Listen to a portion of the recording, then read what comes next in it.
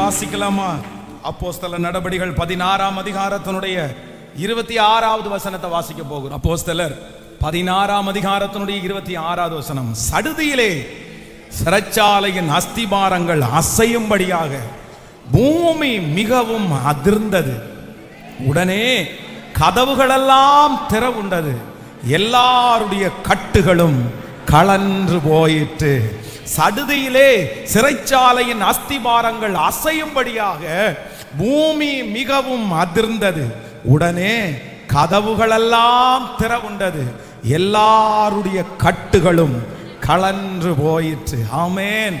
ஆண்டவர் இந்த 24ஆம் நாள் நமக்கு கொடுக்கிற ஒரு நல்ல வார்த்தை என்ன அப்படின்னு சொன்னா, கதவுகளெல்லாம் திறவுண்டது, எல்லாருடைய கட்டுகளும் கழன்று போயிற்று.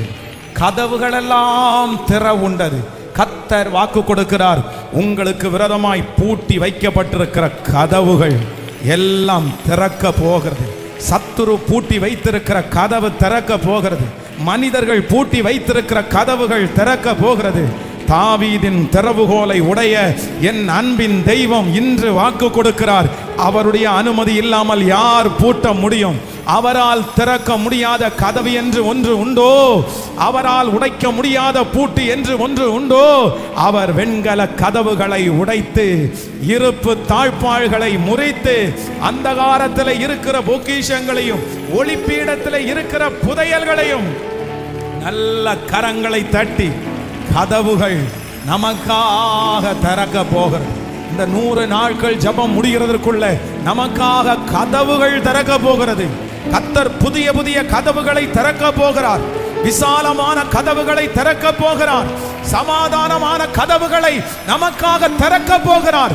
அடைக்கப்பட்ட கதவுகள் இப்பொழுது திறக்கப்பட போகுது. அடைக்கப்பட்ட சகல சூழ்நிலைகளும் மாறுவதாக. Thank you Jesus.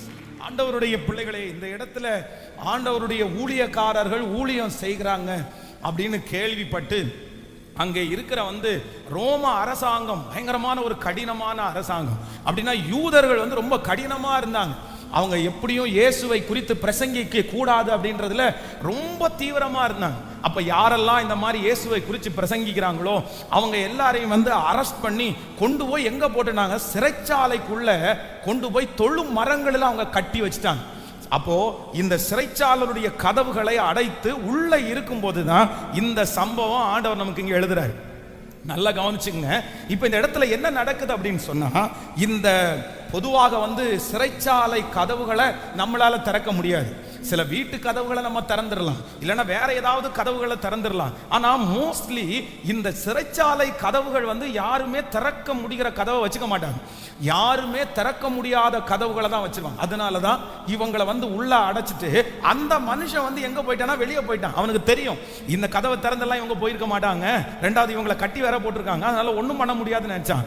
ஆனா வேதம் சொல்லுது, கர்த்தருடைய ஆவியானவர் அங்கே இறங்கி அவ்வளோ பெரிய வெயிட்டான, இல்லைன்னா யாரும் திறக்க முடியாத அந்த கதவுகள் திறக்கப்பட்டதை அந்த மனுஷன் பார்த்து வியந்து போனான். கர்த்தர் இந்த 24ஆம் தேதி ஆண்டவர் 24வது நாள் கர்த்தர் வாக்கு கொடுக்கிறார், யாருமே திறக்க முடியாத அளவிற்கு சத்துரு வம்சமாக அந்த பூட்டு போட்டுட்டு வந்திருக்கலாம். அதை திறக்கவே முடியல பாஸ்டர், இது ரொம்ப கடினமானது என்று சொல்லலாம். ஆனா கர்த்தர் சொல்லுகிறார், இந்த ஜெபம் முடிகிறதுக்குள்ள ஒன்று நடக்க போகிறது, ஒன்று நடக்க போகிறது. திறக்க முடியாத கதவுகளை, எஸ், இது கர்த்தருடைய வார்த்தை, இது ஆண்டவருடைய வார்த்தை. ஹல்லேலூயா. கைகளை உயர்த்தி சொல்லுங்க பார்க்கலாம். கதவுகளெல்லாம் திறவுண்டது, எல்லா கட்டுகளும் கழன்று போயிற்று. சொல்லுங்க, இந்த வார்த்தையை நான் நம்புற ஆண்டவரேன்னு சொல்லுங்க. கதவுகளெல்லாம் திறவுண்டது, எல்லா கட்டுகளும் கழன்று போயிற்று. இந்த வார்த்தையை நான் நம்புறேன், இந்த வார்த்தையை நான் நம்புறேன். முன்னோர்களால் போடப்பட்ட அந்த தாழ்பாள்கள் இப்பொழுது முறிவதாக. சொந்தங்களால் போடப்பட்ட அந்த தாழ்பாள்கள் இப்ப முறிவதாக. படிச்சு கொடுத்தவங்க மூலமாய், மனிதர்கள் மூலமாய் போடப்பட்ட அந்த தாழ்பாள்கள் இப்ப முறிவதாக. யாருடைய குடும்பத்துல, எந்தெந்த குடும்பத்துல எல்லாம் பெரிய பெரிய கதவுகள் பூட்டப்பட்டு கிடக்கிறதோ, மனிதர்கள் பூட்டினார்களோ, இப்பொழுது உங்க வல்லமை கடந்து போய் இயேசுவின் நாமத்தினால அந்த கதவுகளை எல்லாம் திறப்பதாக. திறப்பதாக. ஹalleluya. கதவுகளை திறக்கிற நேரம் வந்தது. ஆமென். இந்த வசனத்துல விசேஷமாய் இந்த அதிகாரத்துல ஆண்டவர் கதவுகளை திறக்கிற கர்த்தர் பாத்தீங்கன்னா ரொம்ப அழகாய் அந்த ஜனங்களை நடத்துறார். அந்த காரியத்தை நம்ம ஒன்னொன்னா தியானிச்சு இன்னைக்கு ஜெபித்து முடிக்க போகிறோம். ஆமென். சடுதியிலே சிறைச்சாலையின் அஸ்திபாரங்கள் அசையும்படியாய் பூமி மிகவும் அதிர்ந்தது. உடனே கதவுகள் எல்லாம், ஆமென், சடுதியா ஒண்ணு நடக்க போகுது. உங்களுடைய என்னுடைய வாழ்க்கையில நினைச்சு பார்க்காத நேரத்துல ஒண்ணு நடக்க போகுது. சத்துரு நினைக்காத நேரத்துல ஒண்ணு நடக்க போகுது. நீங்க நினைக்காத ஒரு நேரத்துல நடக்க போகுது. அது சிறைச்சாலையின் அஸ்திவாரங்கள் அசையும்படியாய் பூமி மிகவும் அதிர்ந்து கதவுகள் எல்லாம் திறவுண்டு எல்லாருடைய கட்டுகளும் கலண்டு போகிறது. ஆமென். இந்த கட்டுகள் கதவுகள் திறந்த உடனே முதலாவதாக ஒரு வசனத்தை நீங்க வாசிக்க முடியும். 16ஆம் அதிகாரத்தினுடைய 25வது வசனத்தை வாசிக்கலாமா? 25வது வசனத்தை சேர்ந்து வாசிக்கலாம். நடு ராத்திரியிலே, ஆமென், நடு ராத்திரியிலே பவுலும் சீலாவும் ஜெபம் பண்ணி தேவனை துதித்து பாடினார்கள். காவலில் வைக்கப்பட்டவர்கள் அதை கேட்டுக்கொண்டு இருந்தார்கள். அடுத்த வசனத்தை வாசிக்கலாம்.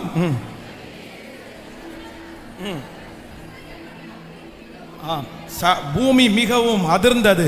உடனே கதவுகள் எல்லாம் திறவுண்டு எல்லாருடைய கட்டுகளும் கலந்து போயிட்டு. இன்னொரு வசனத்தை கூட, அடுத்த வசனத்தை கூட வாசிக்கலாம். ஆமென். சிறைச்சாலைக்காரன் நித்திரை தெளிந்து, ஆமென், ஓடி போனார்கள் என்று எண்ணி பட்டயத்தை உருவி தன்னை கொலை செய்து கொள்ள போனான். ஆண்டவருடைய பிள்ளைகளே, இந்த இடத்துல என்ன நடக்குது அப்படின்னு சொன்னா, ராத்திரி வந்துருச்சு. இந்த ராத்திரி வந்த உடனே தேவனால் அழைக்கப்பட்டு ஊழியம் செய்கிற தேவனுடைய ஊழியக்காரர்கள் அந்த சிறைச்சாலையில என்ன பண்றாங்க அப்படின்னு சொன்னா, கர்த்தரை துதித்து பாடுகிறார்கள். அப்படின்னா நடுராத்திரி, வேதம் சொல்லுகிறது நடுராத்திரியில அவங்க பவுலும் சீலாவும் ஜெபம் பண்ணி தேவனை துதிக்கிறார்கள். துதிச்ச உடனே முதல்ல என்ன நடக்குது அப்படின்னு சொன்னா, வேதம் சொல்லுகிறது அந்த ராத்திரி, அந்த ஓவர் நைட் அன்னைக்கு கர்த்தர் சிறைச்சாலையினுடைய கதவுகளை கர்த்தர் திறக்க பண்ணுகிறார். ஆமென். ஹalleluya. ஆமென். கர்த்தர் இந்த இடத்துல ரொம்ப அழகா நம்ம ஒரு காரியத்திற்காக நம்ம ஜெபம் பண்ண வேண்டியது என்ன அப்படின்னு சொன்னா, இதுவரைக்கும் அவர்களுடைய வாழ்க்கையில இந்த மாதிரி ஒரு மாற்றத்தை அவர்கள் பார்த்ததே இல்லை, ஒரு சேஞ்ச் அவர்கள் பார்த்ததே இல்லை. ஆனா கர்த்தர் என்ன பண்றார் அப்படின்னு சொன்னா, அந்த ராத்திரியில ஒரு பெரிய மாற்றத்தை கர்த்தர் அவர்களுக்கு தருவதற்கு நல்லவராய் இருக்கிறார். ஆண்டவர் நமக்கு போன டைம் பேசும்போது கூட கர்த்தர் பேசினார். ஒரே ராத்திரியில கர்த்தர் அந்த வாதுமையை கர்த்தர் முளைக்க பண்ணின கர்த்தர். அப்போ மீண்டும் ஆண்டவர் வாக்கு கொடுக்கிறார், உங்களுக்காக ஒரு கதவு திறக்கும். உங்களுக்கு எந்த கதவு திறக்கும் அப்படின்னு சொன்னா, இதுவரையிலும் பூட்டப்பட்டிருந்த கதவு மட்டுமல்ல, இதுவரையிலும் வாய்ப்பே இல்லாம இனி திறக்கக்கூடிய வாய்ப்பே இல்லாத கதவுகளை எனக்காக திறக்கிறதற்கு கர்த்தர் வல்லவராய் இருக்கிறார். ஆமென். அவருடைய உயர்வு நம்மை தேடி வரப்போகிறது. ஒரே இரவில கர்த்தர் அந்த அற்புதத்தை எனக்காக கர்த்தர் செய்ய போகிறார். அப்படியே 2 கரங்களையும் மேல உயர்த்தி முழு பலத்தோடு ஆண்டவரிடத்துல கேட்கலாம். Thank you Jesus. ஹalleluya. எனக்காக கதவு திறக்கும், எனக்காக கதவு திறக்கும். அது எப்ப திறக்கும்னா, ஆமென், வாய்ப்பே இல்லாத இடத்துல எனக்காக கதவு திறக்கும். ஒரே இரவில கர்த்தர் அந்த அற்புதத்தை எனக்காக செய்ய போகிறார். ஆமென். இன்றையிலிருந்து ஆரம்பிக்க போகிற அந்த உயர்வை ஒருவராலும் தடுக்க முடியாது, ஒருவராலும் தடுக்க முடியாது. கர்த்தர் வாக்கு கொடுக்கிறார். பல நாட்கள் பூட்டப்பட்டிருக்கிற காரியத்தை கர்த்தர் இன்றிலிருந்து கர்த்தர் திறக்கிறார். இன்றிலிருந்து கர்த்தர் திறக்கிறார். ஹalleluya. ஆமென். ஹalleluya. நீங்க 4வது வசனத்தை 5வது வசனத்தை வாசிக்கலாமா? நீங்க அப்போஸ்தலர் நடபடிகள் 16ஆம் அதிகாரத்தினுடைய 4வது 5வது வசனத்தை வாசிக்கும் போது வாசிக்கலாம். 4வது, அவர்கள் பட்டணங்கள் தோறும் போகையில் எருசலேமிலே இருக்கும் அப்போஸ்தலராலும் மூப்பராலும் விதிக்கப்பட்ட சட்டங்களை கை கொள்ளும்படி அவர்களுக்கு ஒப்புவித்தார்கள். அடுத்த வசனத்தை வாசிக்கலாம். அதனாலே சபைகள் விசுவாசத்தில் ஸ்திரப்பட்டு நாளுக்கு நாள் பெருகின. ஆமேன் சொல்லுங்க பார்க்கலாம். ஆமேன். இன்றைக்கு நம்ம தலை மேல நிறைவேற போகிற வசனம் என்ன அப்படின்னு சொன்னா, அப்போஸ்தலர் 16வது அதிகாரத்தினுடைய சகல மேன்மையும் நம்முடைய தலையின் மேல் வரப்போகிறது. அப்போஸ்தலர் 16வது அதிகாரத்தினுடைய முதல் மேன்மை என்ன அப்படின்னு சொன்னா, கட்டுகள் உடைந்தது. ஆமேன். கதவுகள் திறந்தது. சிறைச்சாலை கதவுகள் திறந்தது. அப்போ அப்போஸ்தலர் எல்லாரும் தலை மேல கைய வச்சு, இந்த அப்போஸ்தலர் 16வது அதிகாரத்தில் இருக்கிற அத்தனை ஆசீர்வாதங்களும் எங்கள் தலையின் மேல கடந்து வருவதாக. ஆமென். கவனிங்க. நம்பர் 1, முதலாவதாக இந்த 16வது அதிகாரத்தில் இருக்கிற முதல் ஆசீர்வாதம் என்ன அப்படின்னு சொன்னா, சிறைச்சாலை கதவுகள் திறந்ததாமாமா. யாராலும் தகர்க்க முடியாத, பேர்க்க முடியாத கதவை கர்த்தர் திறப்பேன்னு கர்த்தர் வாக்கு கொடுக்கிறாரு. நம்பர் 2, இரண்டாவதாக இந்த 16வது அதிகாரத்தில் இருக்கிற இரண்டாவது ஆசீர்வாதம் என்ன அப்படின்னு சொன்னா, ஒரே ராத்திரியில, நடுராத்திரியில கர்த்தர் அற்புதத்தை செய்வேன் என்று கர்த்தர் வாக்கு கொடுக்கிறார். சடுதியிலே காரியத்தை கர்த்தர் செய்ய போறாரு. நம்பர் 2, 16ஆம் அதிகாரத்தினுடைய மேன்மை, எதிர்பாராத நேரத்திலே, யோசிக்காத நேரத்திலே, யாருமே கவனிக்காத நேரத்திலே உன் தலையை கர்த்தர் உயர்த்துவார். சத்துருக்களுக்கு முன்பாக உங்கள் தலை உயர்த்தப்படும். சொந்தங்களுக்கு முன்பாக சடுதியிலே கர்த்தர் உங்கள் தலையை உயர்த்துவார். நீங்கள் வேலை செய்கிற இடத்திலே யாரும் எதிர்பாராத நேரத்திலே கர்த்தர் உங்கள் தலைகளை, நம்புறவங்க கரங்களை மேல தட்டி முழு பலத்தோடு ஆமென், சடுதியிலே ஆண்டவர் அந்த அற்புதத்தை செய்ய போறார். சடுதியிலே நடக்க போகுது. ஹalleluya. நம்பர் 3, மூன்றாவது இந்த அப்போஸ்தலர் 16வது அதிகாரத்தில் இருக்கிற மூணாவது ஆசீர்வாதம் என்ன? அதனாலே சபைகள் விசுவாசத்தில் ஸ்திரப்பட்டு நாளுக்கு நாள் பெருகின. உங்க தலை மேல, என் தலை மேல கர்த்தர் ஆசீர்வாதத்தை வச்சாரு. இந்த ஜெபத்திற்கு பிற்பாடி டெய்லி, தினம் நாளுக்கு நாள் உங்கள் வாசஸ்தலத்தை விசாரிக்கும் போது குறைவை அல்ல, இது தீர்க்க தரிசனமான வார்த்தை. கர்த்தர் நிறைய பேரை வளர்த்த ஆரம்பிக்க போறாரு. உங்க செடியை கர்த்தர் வளர்த்த ஆரம்பிக்க போறாரு. உங்க வாழ்க்கையை கர்த்தர் வளர்க்க ஆரம்பிக்க போறாரு. அந்த பிசினஸ் நாளுக்கு நாள் கர்த்தர் வளர்க்க ஆரம்பிக்க போறாரு. அந்த குடும்பத்தை நாளுக்கு நாள் கர்த்தர் வளர்க்க ஆரம்பிக்க போறாரு. நல்ல கரங்களை தட்டி முழு வெள்ளத்தோடு நாளுக்கு நாள் அதை தடுத்து நிறுத்துகிறவர்கள் யார்? நாளுக்கு நாள் பெருகின. ஆமென். டெய்லி என்ன பண்ணிச்சாமா? ஒரு நாள் இல்ல, மாசத்துக்கு ஒரு டைம் இல்ல, வாரத்துக்கு ஒரு டைம் இல்ல. வேதம் சொல்லுகிறது, ரட்சிக்கப்பட்டவர்களை கர்த்தர் அனுதினமும் சபையில சேர்த்து கொண்டாராமா. நான் நம்புறேன், உங்களுடைய பில் புக்கை எடுத்து பார்க்கும்போது டெய்லி ஒரு சேஞ்சை நீங்க பார்ப்பீங்க. உங்க வாழ்க்கையை எடுத்து பார்க்கும்போது தினம் ஒரு மாற்றத்தை பார்ப்பீங்க. வருஷ கணக்கா ஒரு மாற்றத்தை பார்க்காதவங்க, 5-6 வருஷமா மாற்றத்தை பார்க்காதவங்க, 10 வருஷமாய் கண்டினியூவா ஒரே காரியத்தை பார்த்துட்டு இருக்கிறவங்க, நான் கர்த்தருடைய வார்த்தையை சொல்றேன், டெய்லி கர்த்தர் உங்களுக்கு மாற்றத்தை தரப்போகிறார். தினம் ஒரு மாற்றம் வரப்போகிறது. நாளுக்கு நாள் பெருக போகுது. கைகளை உயர்த்தி ஏசப்பாட்ட சொல்லுங்க. ஆமென். அப்போஸ்தலர் 16வது அதிகாரம் நம்பர் 1. முதலாவதாக அப்போஸ்தலர் 16வது அதிகாரத்தில் ஆண்டவர் எனக்கு வச்சிருக்கிற ஃபர்ஸ்ட் வார்த்தை என்ன அப்படின்னு சொன்னா, கட்டுகள், சிறைச்சாலை கதவுகளை உடைக்கிறவர். சிறைச்சாலை கதவுகளை எனக்காக கர்த்தர் திறப்பார். ஆமென் சொல்லுங்க பார்க்கலாம். நம்பர் 2, இரண்டாவதாக கர்த்தர் எனக்கு என்ன பண்ண போறாருன்னா, சடுதியிலே யாரும் நினையாத அந்த ராத்திரியில எனக்கு என்ன பண்ண போறாருன்னா, சடுதியில ஒரு அற்புதத்தை கர்த்தர் எனக்கு என்ன பண்ண போறாரு. ஆமென். உங்களுடைய உயர்வு அப்படிதான் இருக்க போகுது. உங்களுக்கு கர்த்தர் இந்த காரியத்தை செய்யறது அப்படிதான் இருக்க போகுது. சடுதியில நடக்கும். திடீரென்று நடக்கும். யாரும் எதிர்பாராத நேரத்துல நடக்கும். எல்லாருமே இஸ்ரவேல் ஜனங்கள், யூதா ஜனங்கள் இன்ன டேட்ல சாக போறாங்கன்னு தான் எதிர்பார்த்திருந்தாங்க.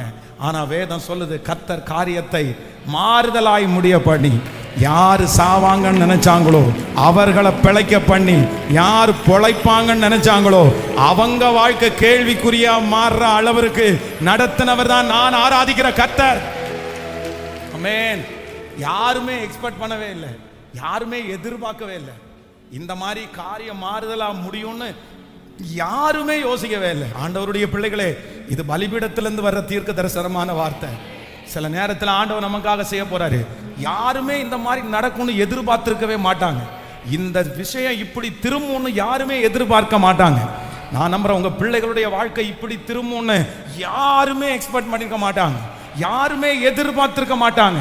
கர்த்தர் சடுதியிலே சந்திச்சார்ல, சவுல சடுதியில சந்திச்சு பவுலா மாத்தினார்ல, சடுதியிலே கர்த்தர் சவுல சந்திச்சு பவுலா மாத்தினார்ல, அந்த தேவன் இன்றும் ஜீவிக்கிறார், அந்த தேவன் இன்றும் வாழ்கிறார். அவர் சடுதியிலே என் காரியத்தை செய்ய போறாரு.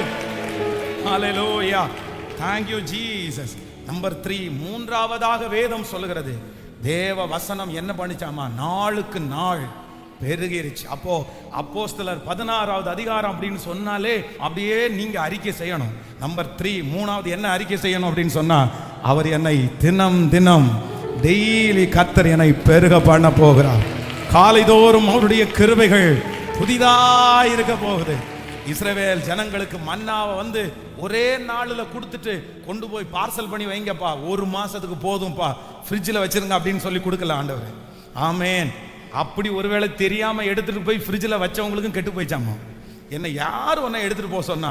ஆனா அதே ஆண்டவர் பாருங்க, அடுத்த நாள் ஓய்வு நாளா இருக்கிறதுனால இப்ப நாளைக்கு சேர்த்து ஃப்ரிட்ஜில் கொண்டு போய் எவ்வளோ எவ்வளோ ஆண்டவர் கில்லாடி பாருங்க, எவ்வளோ நல்ல ஆண்டவர் பாருங்க. பாருங்க, அது வரைக்குமே அவங்க எடுத்து வச்சது கெட்டு போயிடுச்சு. ஆனா அடுத்த நாள் ஓய்வு நாளுக்கு கர்த்தர் சொன்ன வார்த்தையின்படி எடுத்து வச்சா அதே மன்னாதான். ஆனா அவங்களுக்கு என்ன பண்ணலன்னா கெட்டு போகவே இல்லை. கர்த்தர் டெய்லி அவங்களுக்கு ஃப்ரெஷ்ஷாகவே கர்த்தர் அப்படி அழகா கொடுக்க விரும்பினாரு. அதனால காலையில் அந்த மன்னா பொழிஞ்சிருச்சு. வெயில் வர்றதுக்கு முன்னாடி அந்த மன்னா பொழிஞ்சிருச்சாமா. அதுல ஒரு பெரிய ஆவிக்குரிய அர்த்தம் இருக்குது. அந்த மன்னாவுக்கு ஒரு தன்மை இருக்கு. என்ன தன்மை இருக்கு அப்படின்னு சொன்னா, வெயில் அது மேல பட்டுச்சுன்னா உருகிருமா. கர்த்தர் அனுப்பின மன்னா வந்து வெயில் பட்டுச்சுன்னா உருகிருமா. ஆனா வெயில் படுறதுக்கு முன்னாடி அதை எவ்வளவு வேணாலும் உங்களுக்கு சாப்பிட்ற அளவுக்கு பொறுக்கிடலாம். அப்படின்னா 8 மணிக்கு வெயில் வருதுன்னா 8:30க்கு போய் மன்னாவை பொறுக்கலான்னு பார்த்தா கிடைக்காது. ஆனா காலையில 6 மணிக்கு பாத்தீங்கன்னா அவ்வளோ ஃப்ரெஷ்ஷா கிடக்கும். அப்போ வேதம் சொல்லுகிறது, காலைதோறும் அவருடைய கிருபைகள் புதிதாயிருக்கிறது. அதிகாலையில் என்னை தேடுகிறவன் கண்டடைவான். காலையிலே அவர்களை ஆண்டு கொள்ளுவார்கள். ஓ, காலைதோறும் அவருடைய கிருபை நமக்கு இருக்கிறது. அப்போ ஆண்டவருடைய பிள்ளைகளே, உண்மையா சொல்ல போனா வெயில் வர்றதுக்கு முன்னாடி நம்ம என்ன பண்ணணும்? மன்னாவை எடுத்துடணும், மன்னாவை கண்டுபிடிச்சிடணும், மன்னாவை பொறுக்கிடணும். இல்லை அப்படின்னா அவ்வளோதான், அது சில நேரத்தில் கிடைக்காது. ஒவ்வொருத்தருக்கும் ஒவ்வொரு காலை. சிலர் நைட் டியூட்டி பார்க்குறவங்களுக்கு காலை தான் அவங்களுக்கு அதிகாலை. உங்களுக்கு எது அதிகாலையோ அந்த அதிகாலையில் நீங்கள் மன்னாவை ஃபர்ஸ்ட் போய் என்ன பண்ணணும்னா, உங்கள் வாழ்க்கையினுடைய முதன்மை கர்த்தருக்கு தான். ஹல்லேலூயா. ஆமா, வேதம் மூன்றாவது சொல்லுகிறது, அப்போஸ்தலர் 16வது அதிகாரத்திலே நாளுக்கு நாள் பெருகிற்று. ஓகே, நம்பர் 4, நாலாவதாக ஒரு வசனத்தை வாசிக்கலாமா? 10வது வசனத்தை வாசிக்கலாமா? 10வது வசனத்தை வாசிக்கலாம்.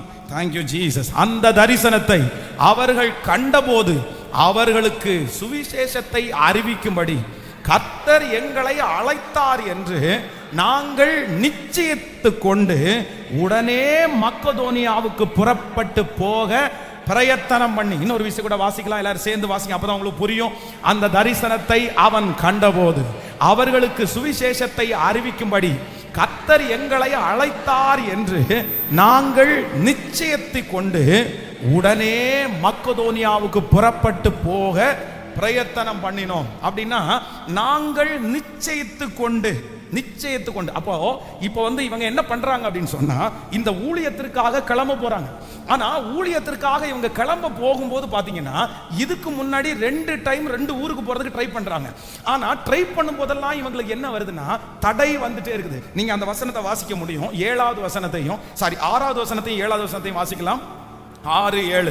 அவர்கள் பிரிக்கியா கலாத்தியா நாடுகளை கடந்த போகுது ஆசியாவிலே வசனத்தை சொல்லாதபடிக்கு பரிசுத்த ஆவியானவராலே தடை செய்யப்பட்டு. இப்போ கவனிங்க, ஃபர்ஸ்ட் டைம் இவங்க டிராவல் பண்ணலாம்னு நினைக்கும் போது பரிசுத்த ஆவியானவரே அவங்களை என்ன பண்றாரு சொல்லுங்களேன்? தடை பண்றாரு. நீங்க போக வேண்டாம், நீங்க இந்த இடத்துல இருங்க, அது சரியில்லை அப்படின்னு சொல்லி தடை பண்றாரு. இப்ப 7வது வசனத்தை வாசிங்க. மீசியா தேசம் மட்டும் வந்து பித்தினியா நாட்டுக்கு போக பிரயத்தனம் பண்ணினார்கள். ஆவியானவரோ அவர்களை போக வெட்டாதிருந்தார். கவனிங்க ஆண்டவருடைய பிள்ளைகளே, ஏற்கனவே இந்த டிராவல் பண்ணலான்னு நினைச்சு அவங்க நிறைய பிளான் போடுறாங்க, நிறைய திட்டம் போடுறாங்க. ஆனா அதுல என்ன வருது அப்படின்னு சொன்னா தடை வருது. ஆவியானவர் தடை பண்றாரு. ஆசியாவுக்கு நீ போவேனாப்பா இருப்பா, இப்போ பித்தினியாவுக்கு நீ போவேனாப்பா, ஆவியானவராலே தடை பண்ணப்படுறாங்க. ஆனா இப்போ 10வது வசனத்துல என்ன நடக்குது அப்படின்னு சொன்னா, கர்த்தர் அவர்களுடைய பிரயாணத்தை வாய்க்க பண்ணி இப்ப ஆண்டவர் என்ன கொடுக்கிறார் அப்படின்னா, உன் பிரயாணத்தை நீ தொடரலான்னு சொல்லி கர்த்தர் அந்த பிரயாணத்தை குறித்து ஒரு நிச்சயத்தை கர்த்தர் ஒரு சரியான ஒரு லட்சியத்தை அவருடைய தலையின் மேல கர்த்தர் வைக்கிறார். ஹல்லேலூயா, ஹல்லேலூயா. நான் விசுவாசிக்கிறேன் கர்த்தருடைய பிள்ளைகளே, இந்த அப்போஸ்தலர் 16வது அதிகாரத்திலே இருக்கிற 4வது பெரிய ஆசீர்வாதம் என்ன அப்படின்னு சொன்னா, லட்சியமே இல்லாம, ஒரு தரிசனமே இல்லாம, நிச்சயமே இல்லாம ஒரே கன்ஃபியூஸ்டா அப்படின்னு சொன்னா, அதுவா இதுவா, இப்படியா அப்படியா, இதுல பண்ணலாமா அதுல பண்ணலாமா, இந்த மாதிரி ரொம்ப கன்ஃபியூஸ்டா இருக்கீங்க பாருங்களேன், தடுமாற்றத்தோட இருக்கிறீங்க பாருங்களேன். எந்த இடத்துலையும் காலடியை நிச்சயமா எடுத்து வைக்க முடியல, ஸ்ட்ராங்கா எடுத்து வைக்க முடியல. இது என் பாதையா, இது என் டிராவலா, இதுவா அப்படின்னு தடுமாறி குழப்பத்தோட இருக்கிற ஒவ்வொரு பிள்ளைகளை பார்த்து கர்த்தர் கிருபையாய் வாக்கு கொடுக்கிறார். நீ உன் பிரயாணத்தை நிச்சயமாய் தொடர போகிறீர்கள், நிச்சயத்தோடு தொடர போகிறீர்கள். நம்புறவங்க கைகளை தட்டி ஆமென். ஆண்டவர் உங்களை இந்த பிசினஸ் கர்த்தர் நிச்சயமாய் தொடர பண்ண போகிறார். இந்த ஆவிக்குரிய வாழ்க்கையை நிச்சயமாய் தொடர பண்ண போகிறார். இந்த திருமண காரியத்தை கர்த்தர் சரியாய் வாய்க்க பண்ணி ஒரு நிச்சயத்தோடு, இதுதான் மகனே. ஹல்லேலூயா. சிலர் ஒருவேளை யோசிக்கலாம், இது ஊழியம், எனக்கு ஊழிய அழைப்பு இருக்கா, நான் ஊழியம் பண்ணணுமா, வேலை பண்ணணுமா, எனக்கு ஒண்ணுமே தெரியல, எங்க காலடி எடுத்து வைக்கிறது எனக்கு ஒண்ணுமே தெரியல, எனக்கு நிச்சயமே இல்லை, என் பிள்ளைக்கு இந்த காரியத்தை பண்ணவா பண்ண வேண்டாமா, நிச்சயமே இல்லை. இது வரைக்கும் உங்க மனசு அலைஞ்சிட்டே இருக்கலாம், இது வரைக்கும் உங்க கால்கள் அலைஞ்சிட்டே இருக்கலாம். ஆனா ஆண்டவர் இந்த அப்போஸ்தலர் 16வது அதிகாரத்துல கர்த்தர் வாக்கு கொடுக்கிறாரு, உன்னுடைய பிரயாணத்தை நான் சாங்ஷன் பண்ணிட்டேன், உன்னுடைய தூரத்தை நான் சாங்ஷன் பண்ணிட்டேன். இனி உனக்கு தடுமாற்றம் வேண்டாம், நீ புறப்பட்டு போ, உனக்கு முன்பாக ஒரு திறந்த வாசல் இருக்கிறது, உன்னுடைய வாடியை நான் வாய்க்க பண்ணி விட்டேன், உன்னுடைய பாதையை நான் வாய்க்க பண்ணிட்டேன். ஹல்லேலூயா. கர்த்தர் நமக்கு என்ன கொடுக்க போறாரு? சத்தமா சொல்லுங்க பார்க்கலாம். எதெல்லாம் நிச்சயத்தை தர போறாரு. எல்லாரும் எதுக்கு ஜெபம் பண்ண போறோம்? கேட்கல, சத்தமா நிச்சயத்தை தர போறோம். கர்த்தர் தர போறாரு. இந்த நிச்சயம் அப்படின்றது ஒரு தேவனுடைய பிள்ளையினுடைய வாழ்க்கையில ரொம்ப அவசியமான ஒன்று. ஆண்டவருடைய பிள்ளைகளே, இந்த கோயம்புத்தூர் ஊழியத்திற்கு வர்றதுக்கு முன்னாடி பாத்தீங்க அப்படின்னு சொன்னா, அதுக்கு முன்னாடி நான் ஊழியத்துல தான் இருந்தேன். ஆனா என்ன இல்லை அப்படின்னு சொன்னா, ஒரு கன்ஃபார்ம் இல்லை, ஒரு நிச்சயம் இல்லை. இது இந்த இடத்துல தான் ஆண்டவர் என்ன ஊழியத்தை வைக்கிறாரு, இதுதான் எதிர்கால ஊழியம், இப்படிதான் கொண்டு போகணும், இதுதான் கர்த்தர் எனக்கு கொடுத்திருக்கிற தரிசனம் அப்படின்ற ஒரு சரியான ஒரு அந்த கிரிப்பே இல்லாம இருந்துச்சு, அந்த நிச்சயமே இல்லாம இருந்துச்சு. ஆனா இந்த ஊழியத்தை ஆரம்பிச்சதுக்கு பிறகு பாத்தீங்கன்னா, ஏற்கனவே செய்த ஊழியத்திலே இருந்ததை விட பெரிய பாடுகள் எல்லாம் கடந்து வந்திருந்தோம், பெரிய பாடுகளுக்குள்ள எல்லாம் போனேன். ஆனா மனசுக்குள்ள என்ன இருந்துச்சு சொல்லுங்களேன்? மனதுக்குள்ள ஒரு கன்ஃபார்ம் இருந்துச்சு, ஒரு நிச்சயம் இருந்துச்சு. என்ன நிச்சயம் அப்படின்னு சொன்னா, இதுதான் கர்த்தர் நமக்கு கொடுத்திருக்கிற, இதுதான் ஆண்டவர் எனக்கு கொடுத்திருக்கிற ஊழியம். அந்த நிச்சயம். எத்தனையோ பேர் என்ன கூப்பிட்டுருக்காங்க, எங்க கன்னியாகுமரி ஊர்ல கூட பாத்தீங்க அப்படின்னு சொன்னா, ஒரு ஊழியக்காரர் என்ன ரொம்ப அவருக்கு பிடிக்கும். அவர் என்கிட்ட சொன்னாரு, இல்ல நீங்க வேற எங்கேயும் போக கூடாது, இங்கதான் நீங்க வரணும், இது ஆண்டவர் உங்களை நம்ம ஊர்ல தான் வச்சிருக்கிறாரு, நீங்க வந்துருங்க, நான் உங்களுக்கு எல்லாத்தையும் நாங்க உங்களுக்கு பண்ணிடுறோம் அப்படின்னு. உங்களுக்கு மேரேஜ் எல்லாம் நானே பார்த்துட்டேன், என்னென்னமோ. அவர் எவ்வளவு, எனக்கு அவருடைய வார்த்தையை தட்டவே முடியல, அந்த அளவிற்கு பாசமான ஒரு மனுஷன். அப்படின்னா இந்த லேண்டு இவ்வளவு இடம் இருக்குது, இந்த சர்ச் இருக்குது, இதெல்லாம் நீங்க பாத்துக்கலாம், உங்களுக்கு ஒரு இதுவும் இல்லை. அங்க போய் நியூ மினிஸ்ட்ரி ஆரம்பிச்சு தொடக்கத்துல எவ்வளவு ரிஸ்க், அதை ஜனங்களை கொண்டு வரதுக்கு எவ்வளவு பெரிய ரிஸ்க், அதெல்லாம் வேண்டாம், நீங்க இந்த மாதிரி தப்பான ஒரு முடிவு எடுத்துறாதீங்க, இதுதான் கர்த்தருடைய நடத்துதல் அப்படின்னு அவங்க சொன்னாங்க. ஆனா என்னமோ தெரியல, அந்த டைம்ல ஒரு தைரியத்தை ஆண்டவர் தந்தாரு. அப்ப இந்த இடத்துல அவங்க சொன்னதுக்கும் இதுக்கும் பயங்கரமான பாடு. இங்க சாப்பாட்டுக்கே வழி இல்லை, ஆனா மனசுக்குள்ள என்ன இருந்துச்சு அப்படின்னு சொன்னா, ஒரு நிச்சயம் இருந்துச்சு, ஒரு கன்ஃபார்ம் இருந்துச்சு. நான் நம்புறேன் பிரதர், குழம்பி போய் இருக்கிறீங்கல்ல, சிஸ்டர் குழம்பி போய் இருக்கிறீங்கல்ல, இந்த 100 நாள் ஜெபம் முடிக்கிறதுக்குள்ள கர்த்தர் உங்களை ஒரு நிச்சயமான ஒரு இடத்துக்கு நேராய் கர்த்தர் நடத்துவார். ஒரு கன்ஃபார்மான இடத்திற்கு நேராய் நடத்துவார். ஜெபம் பண்ணுங்க பார்க்கலாம், சத்தத்தை உயர்த்தி. இந்த அப்போஸ்தலர் 16ஆம் அதிகாரம் என் தலையின் மேல நிறைவேறுவதற்கு இப்போ அந்த வாலிப தங்கச்சி மேல, தம்பி மேல ஆண்டவருடைய மகத்துவமான கிருபை இறங்கட்டும். கேளுங்க, முழு பலத்தோடு கேளுங்க, சத்தத்தை உயர்த்தி. இந்த வார்த்தையில யாரெல்லாம் தகர்க்கப்பட்டு கிடக்குறீங்களோ, பா என் பிள்ளை நிச்சயமே இல்லாம ஓடுதுப்பா, என் பொண்ணு நிச்சயமே இல்லாம ஓடுதுப்பா, அலைஞ்சிட்டே திரிகிறான், கன்ஃபார்மா தெரியல, இதுவா அதுவா எதுனே தெரியல. ஆனா இப்போ கரங்களை பிடிச்சு நடத்துகிற கர்த்தர், கைகளை பிடிச்சு நடத்துகிற கர்த்தர் இப்போ அந்த மகத்துவத்தை என் வேலையில் ஒரு திருப்தி. விசுவாசிக்கிறீங்களா இல்லையா? வேதம் சொல்லுது, ஆபிரகாமுடைய வேலைக்காரனிடத்துல ஆபிரகாம் சொல்லிட்டு போறாரு, நீ போ, நீ என் பிள்ளைக்கு ஒரு பெண்ணை நீ வரும்போது கூட்டிட்டு வா, ஆனா நான் உனக்கு சொல்லி அனுப்புறேன், நீ போகிற காரியம் வாய்க்கும், நீ வரும்போது வெற்றியோட திரும்பி வருவேன், நிச்சயத்தோட திரும்பி வருவேன். ஹல்லேலூயா. ரிட்டர்ன் வரும்போது பார்த்தீங்கன்னா 10 ஒட்டகம் வருது. அந்த 10 ஒட்டகத்தில் ஒரு ஒட்டகத்தில் யார் வர்றாருன்னா ரெபேக்கா வர்றாங்க. ஹல்லேலூயா. அந்த வீடு போய் சேர்றதுக்கு முன்னாடி வேலைக்காரன் ஜெபம் பண்ணிட்டே போறாரு. என்ன ஜெபம் பண்ணிட்டு போறாருன்னா, ஆண்டவரே என் எஜமானுடைய மகனுக்கு பொண்ணு கேட்டிருக்கிறாங்க, எனக்கு என்ன பண்றேனே தெரியல, அவருக்கு பொண்ணு பார்க்குற அளவுக்கு, அதுவும் கூட்டிட்டு வர அளவுக்கு நான் தகுதியான்னு தெரியல, ஆனா உங்களுக்கு சித்தமா இருந்தா நான் எந்த வீட்லையும் போய் பொண்ணே கேட்கறதுக்குள்ளாடி பொண்ணு என்ன பண்ணணும், பொண்ணு என்ன தேடி வரணும்னு ஜெபம் பண்ணிட்டு போறாரு. ஜெபம் பண்ணிட்டு போனா ஒரு கிணத்துக்கு பக்கத்துல கொண்டு ஒட்டகங்களை நிறுத்திட்டு தேடுனா ரெபேக்கா பாருங்க குடத்தை தூக்கிட்டு நடந்து வரா. உடனே ஒரு அடையாளம் கேட்கிறாரு, நான் சும்மாலாம் செலக்ட் பண்ணிட மாட்டேன், நான் அந்த பொண்ணுகிட்ட கேட்பேன், எனக்கு கொஞ்சம் குடிக்க தண்ணி குடிக்க முடியுமான்னு கேட்பேன், ஆனா அந்த பொண்ணு உங்களுக்கு குடிக்க கொடுக்கறது மட்டும் இல்ல, ஒட்டகங்களுக்கும் வார்ப்பேன் என்று சொல்லணும். இது எவ்வளவு பெரிய டாஸ்க்.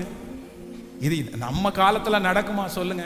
இப்ப இருக்கிற ஒரு பாப்பாவை பார்த்து இந்த மாதிரி நம்ம ஜெபம் பண்ணிட்டு போனா அது நடக்குமான்னு எனக்கு தெரியல. இப்ப நம்ம அப்படி ஜெபம் பண்ணிட்டு போனா உங்களுக்கு கஷ்டப்பட்டு தானே கீழே இருந்து ஏறி இடந்து வந்துடணும். வேணும்னா போய் வேணும்னா குடிங்க, இல்லைன்னா கடையில் போய் வாங்கி குடிங்க. அதுவும் கிணத்துக்குள்ள படி இருக்கும், ஒரு குடம் தண்ணியை எடுத்துட்டு மேலே வர்றதுன்றது அவ்வளோ ஈஸி இல்லை. அந்த குடத்துல இருக்கிற தண்ணியை நம்ம பக்கத்தில் யாராவது கட்டட வேலை செய்யறவங்களுக்கு பாருங்க, தண்ணியே கொடுக்க மாட்டாங்க, அவ்வளோ கட்டட வேலை செஞ்சுட்டு இருப்பாங்க.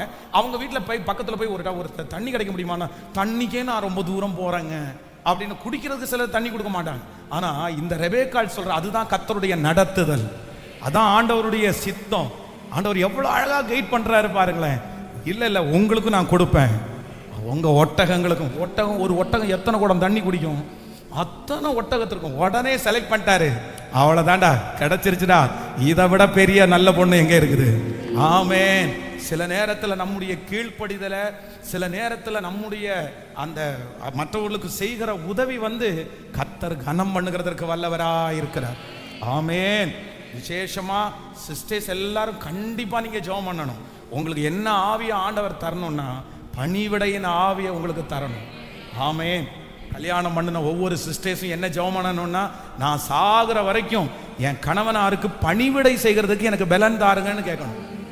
நீங்க கேட்டா அப்படி கேட்குற மாதிரி தெரியலையே, உங்க சத்தத்தை கேட்டா அப்படி தெரிகிற மாதிரி இல்லை பாஸ்டர், கொஞ்சம் மாத்தி ஜெபம் பண்ணுங்க. அவர் ஜெபம் பண்ணா நல்லா இருக்கும். ஆண்டவரே உயிரோடு இருக்கிற நாளெல்லாம் என் மனைவிக்கு நான் பணிவிடை செய்வதற்கு எனக்கு பலன் தாரும் அப்படின்னு கொஞ்சம் ஜெபத்தை மாத்தி பண்ணுங்கன்னு சொல்ற மாதிரி இருக்குது. இல்ல ஆண்டவர் நம்ம மேல கர்த்தர் உங்க மேல வச்சிருக்கிற அபிஷேகமே என்ன அபிஷேகம்னா கர்த்தர் பணிவிடையின் ஆவி. அது ஒரு பெரிய ஆசீர்வாதம், அது பலத்துக்கு சம்பந்தப்பட்டது. இந்த உலகத்திலே ரொம்ப கொடுமையான ஒரு வாழ்க்கை என்ன தெரியுமா? நோயா படுத்து கிடக்கிறது, பலவீனம். அப்படின்னா ஆண்டவரே அனுமதிச்சு, ஆண்டவரே விஸ்லிங் வருது கொஞ்சம் கம்மி, ஆண்டவரே சில நேரத்தில் ஒருவேளை அனுமதிக்கலாம், கர்த்தரே ஒருவேளை அனுமதிக்கலாம். அந்த மாதிரி வியாதிப்படுறது பரவாயில்ல, ஆனா நம்முடைய சோம்பேறித்தனத்தினால நம்ம பலவீனப்படக்கூடாது. ஆமென் சொல்லுங்க. ஹல்லேலூயா. அப்போ இந்த ஆபிரகாமுடைய ஊழியக்காரனுக்கு ஒன்னே ஒன்றும் தெரியுது. என்ன தெரியுது அப்படின்னு சொன்னா, என் பிரயாணத்தை கர்த்தர் வாக்கிய பண்ணினார். இதுதான் என்னுடைய எஜமானருக்கு ஏற்ற பொண்ணு. அது மனசுக்குள்ள என்ன ஆச்சு அப்படின்னு சொன்னா, இன்னொரு பொண்ணை பார்க்கலான்னு தோணல. இன்னொரு வீட்டுக்கு போலான்னு, இன்னொரு ஜபம் பண்ணலான்னு தோணல. அவ்வளவுதான், பிக்ஸ் பண்ணி வீட்டுக்கு போயாச்சு. வரியாமா என் கூடன்னா அந்த பொண்ணும் என்ன பண்ணுது, கிளம்புறேன். என்ன ஆண்டவருடைய நடத்துதல். அந்த பையனை பார்க்கறதுக்கு முன்னாடி அவன் உயரமா, குள்ளமா, மூக்கு பெருசா சின்னதா, அவன் வாய் பெருசா இருக்குமா, அவன் என்ன பண்ணிட்டு இருக்கிறான் எதுவுமே தெரியாது.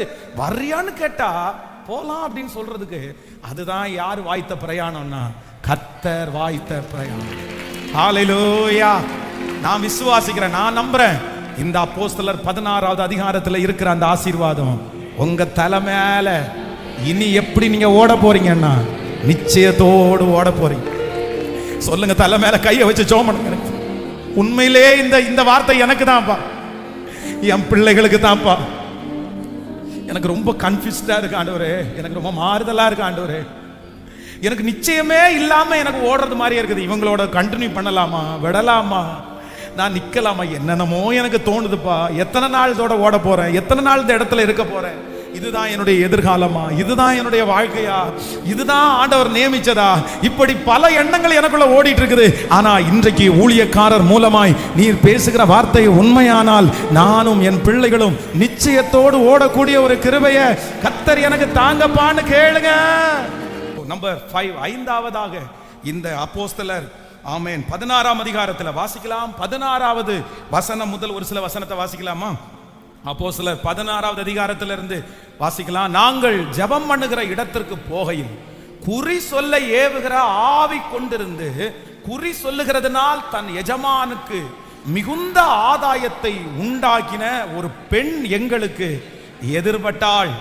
அவள் பவுலையும் எங்களையும் பின்தொடர்ந்து வந்து, இந்த மனுஷர் உன்னதமான தேவனுடைய ஊழியக்காரர், ரட்சிப்பின் வழியை நமக்கு அறிவிக்கிறவர்கள் என்று சத்தமிட்டாள். இப்படி அநேக நாள் செய்து கொண்டு வந்தாள். பவுல் சினம் கொண்டு திரும்பி பார்த்து, நீ இவளை விட்டு புறப்படும்படி இயேசுவின் நாமத்தினாலே உனக்கு கட்டளையிடுகிறேன் என்று அந்த ஆவியுடனே சொன்னான். அந்நேரமே அது புறப்பட்டு போயிற்று. கவனிங்க, இந்த அப்போஸ்தலர் 16வது அதிகாரத்தில் அடுத்து என்ன சம்பவம் நடக்குது அப்படின்னு சொன்னா, அப்போஸ்தலனாகிய பவுல் ஊழியத்திற்காக அந்த பட்டணத்துக்குள்ள போகும்போதெல்லாம் ஒரு ஸ்திரீ வழியில நின்னுட்டு அப்படியே சத்தம் போட்டு, அவள் அந்த மனுஷியை சுத்தியும் ஏற்கனவே நிறைய பேர் இருக்காங்க.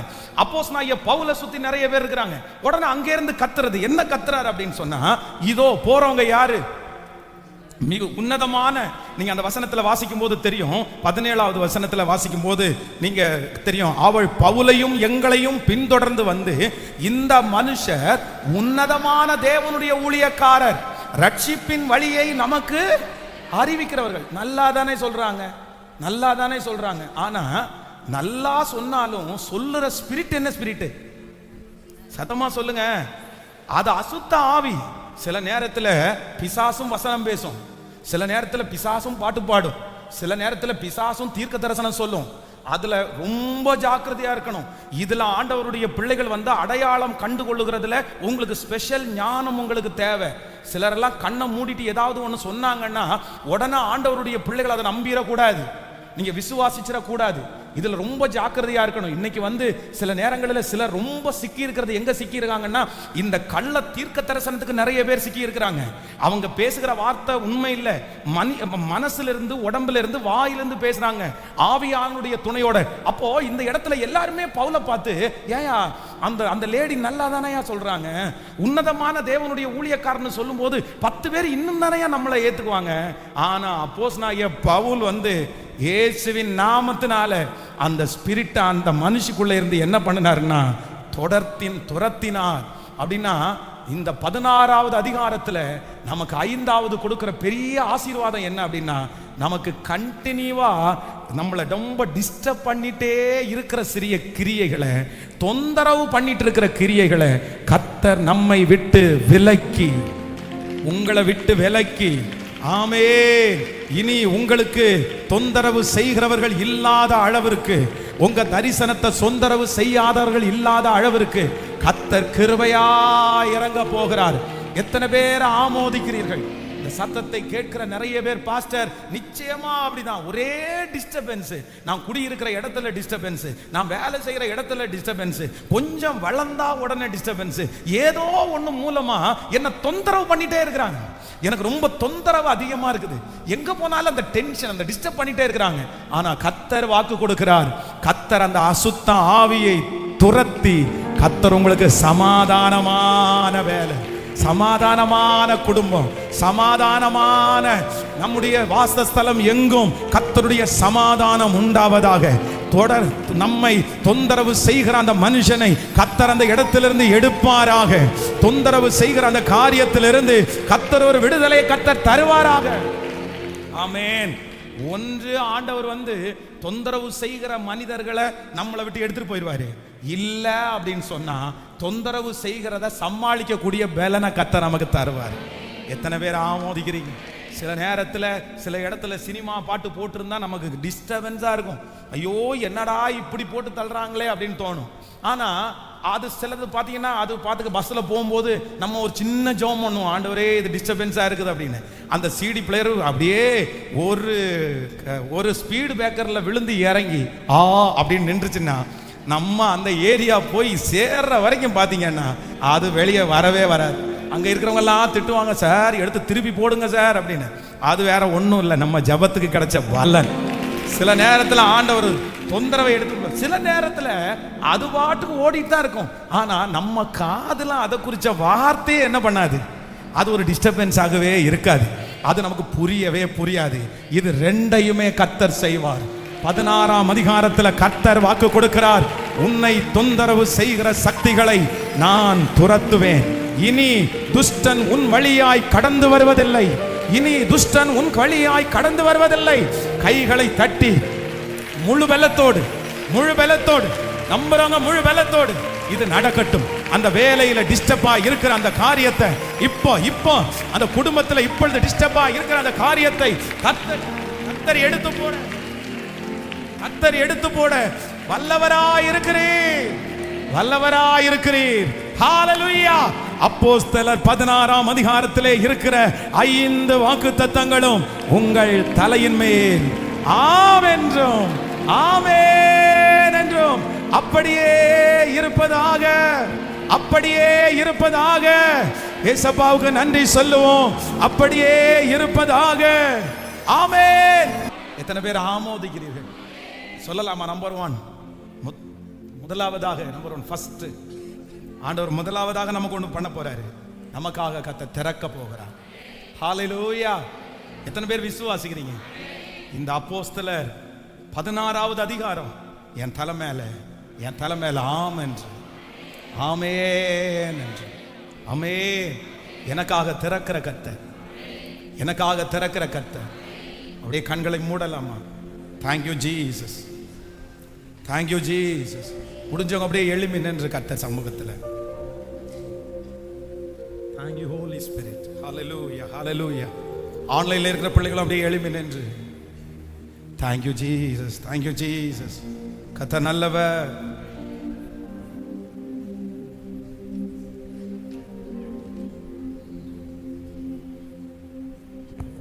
Thank you Jesus. Hallelujah, hallelujah. Amen. என்னை பெருக பண்ணுகிற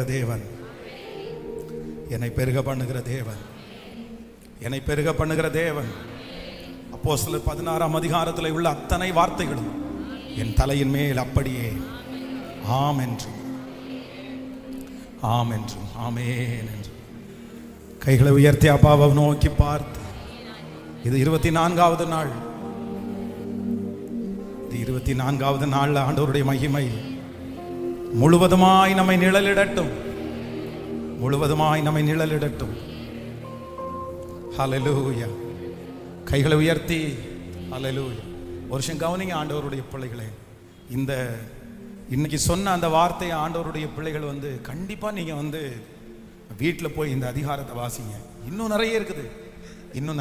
கர்த்தர் ஜனங்களை அவ்வளோ ஆச்சரியமா நடத்துறாரு.